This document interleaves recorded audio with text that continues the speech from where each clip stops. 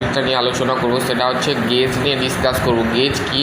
Gauge are inspection tool use for the check the dimension of manufacturing parts without the providing of the actual measurement. They are of the various of types of gauge, classify of purpose, design, what is the type of the surface check of the standard gauge, much of the normal size of will the limit gauge of the check if you the parts of the within the maximum limit, other of type of the including of the plug gauge, hole gauge, a plug gauge for the hole snap gauge for the sap। মানে আমাদের বলতে গেলে gauge হচ্ছে একটা inspection টুল। মানে আমরা gauge দিয়ে কী করে থাকি, কোনো একটা জব বা কোনো একটা ওয়ার্কপিসকে আমরা তার ডাইমেনশান বা তার সমস্ত কিছু চেক করতে আমাদের গেজ ইনস্ট্রুমেন্ট ইউজ করা হয়। ঠিক আছে, there are various of types of gauge, মানে বিভিন্ন ধরনের গেজ হয়, ডিজাইন অনুযায়ী হতে পারে, পারপাস অনুযায়ী হতে পারে।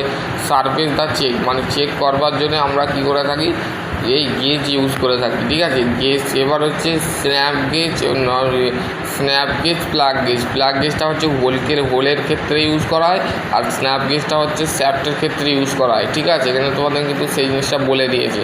ঠিক আছে, এখানে তোমাদের দেখো গেজ হচ্ছে কি, এখানে বলে দিয়ে গেজ আর দ্য ইন্সপেকশন টুল। গেজটা দেখো এরকম দেখতে হয় গেজ। ঠিক আছে, এটা হচ্ছে গেজ। ঠিক আছে, অ্যাকচুয়ালি এরকম দেখতে হয়। ঠিক আছে, the gauge is the inspection tool of the rigid of the design of the without the scale of the check the dimension of manufacturing parts। ঠিক আছে, আমরা ম্যানুফ্যাকচারিং যে পার্টস আছে তার ডাইমেনশান চেক করবার জন্য আমরা গেজ ইউজ করে থাকি। গেজ হচ্ছে অ্যাকচুয়ালি ইন্সপেকশন টুল। ঠিক আছে, বোঝা গেল।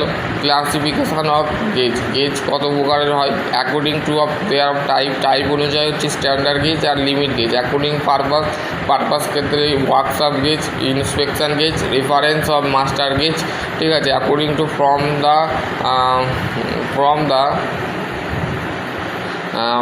The plug gauge in the checking the hole, মানে চেক করবার জন্য আমরা হোলকে চেক করবার জন্য প্লাগ গেজ ইউজ করে থাকি।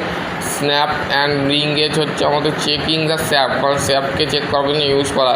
এবার হচ্ছে according to their of design অনুযায়ী single limit or double limit, single ended, double ended. ঠিক আছে, ফিক্সড অফ দ্য অ্যাডজাস্টেবল। ঠিক আছে, এখানে তোমাদের কিন্তু বেসিক্যালি বলে দিয়েছে। ঠিক আছে, দেখো এখানে তোমাদের কিন্তু সেই জিনিসটা বলে দিয়েছে। Standard gauge R the made of basic size of the parts of the have the measuring member of the equal to size of the main of the dimension of the parts of the check. Standard gauge should be of the without the some of the gauge. Standard gauge আমরা use করে থাকি basic সাইজের ক্ষেত্রে, এবং measure করে থাকি equal of size, সমান সাইজকে আমরা ইউজ করে থাকি। ঠিক আছে, লিমিট গেজটা কি? Limit gauge there are always is call হচ্ছে গো অ্যান্ড নট গো। এই গো আর নট গোটা কি? গো মানে হচ্ছে যাবে, জিনিসটা তোমাদের সবসময় চলে যাবে, আর নট গো মানে যাবে নেই, মানে তোমাদের টিয়ারের মধ্যে কোনো না কোনো ডিফেক্ট আছে, তো সেই ক্ষেত্রে তোমার নট গো। ঠিক আছে, বোঝা গেল। এবার হচ্ছে ওয়ার্কিং গেজটা কি? ওয়ার্কিং গেজ, ইন্সপেকশান গেজ, ঠিক আছে, আর রেফারেন্স গেজ। ঠিক আছে, working gauge are those of the use for the bench or machine gauge of the work being of the made, মানে আমরা বেঞ্চের সাথে বা মেশিনের সাথে যে সমস্ত কাজকর্ম করে থাকি সেই ক্ষেত্রে ওয়ার্কিং গেজ ইউজ করা হয় সেখানে। Inspection gauge, the gauge use for the inspection personally of inspected of manufacturing of the when finishing, মানে যখন কোনো একটা প্রোডাক্টকে আমরা তৈরি করছি, তাকে ফিনিশ করছি, তখন তার ডাইমেনশান চেক করবার জন্য আমরা কী করে থাকি, ইন্সপেকশান গেজ ইউজ করে থাকি। ঠিক আছে, রেফারেন্স গেজ কি? Those are the always master gauge, মানে রেফারেন্স গেজকে আমরা মাস্টার গেজ বলে চিনি। ঠিক আছে, those are the use for the size of condition of the other use, আমরা মেনলি ইউজ করে থাকি ইন্সপেকশান চেকিংয়ের ক্ষেত্রে ইউজ করে থাকি গেজকে। ঠিক আছে, বেসিক্যালি বোঝা গেল।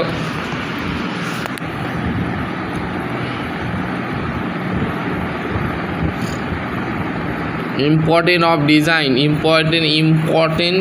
পয়েন্ট অফ ডিজাইন অনুযায়ী যে পয়েন্টগুলো আছে সেগুলো তোমরা একটু দেখে নেবে। ঠিক আছে, এগুলো এই প্রিন্সিপালটা অবশ্যই জানতে হবে। Toy rules principal, that of the go gauge shall be check all the diameter of the dimension what is the use for is called হচ্ছে maximum material condition। ঠিক আছে, এখানে তোমাদের কিন্তু সেই জিনিসটা বলে দিয়েছে। Gauge of mark of the tolerance, ঠিক আছে, টলারেন্সটা দেওয়া আছে দেখো, gauge of marker of the tolerance 1/10 into work tolerance war allowance of the 1/10 into GMT equal to 1/10 into work tolerance, ঠিক আছে, তোমাদের কিন্তু সেই জিনিসটা বলে দিয়েছে।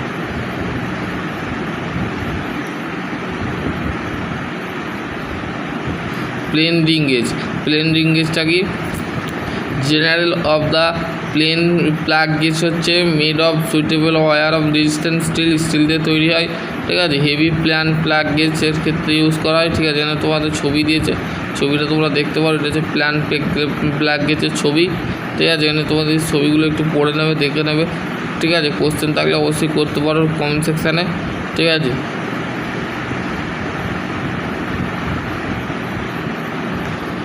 চলো আজকের টপিক নিয়ে এন্ড করছি। আশা করছি তোমাদের যদি আরও কোনো কোয়ারি থাকে অবশ্যই কমেন্ট সেকশানে কমেন্ট করবে, ঠিক আছে। গেজ নিয়ে ডিসকাস করুন, তোমাদের যদি কোনো আরও কোনো কোশ্চেন থাকে তো সেক্ষেত্রে করতে পারো, ঠিক আছে।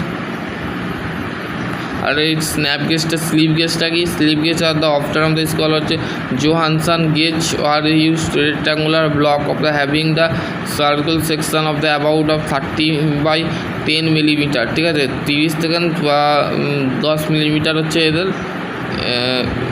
এদের হচ্ছে সেকশান, ঠিক আছে। এখানে তোমাদের সেই জিনিসটা বলে দিয়েছে।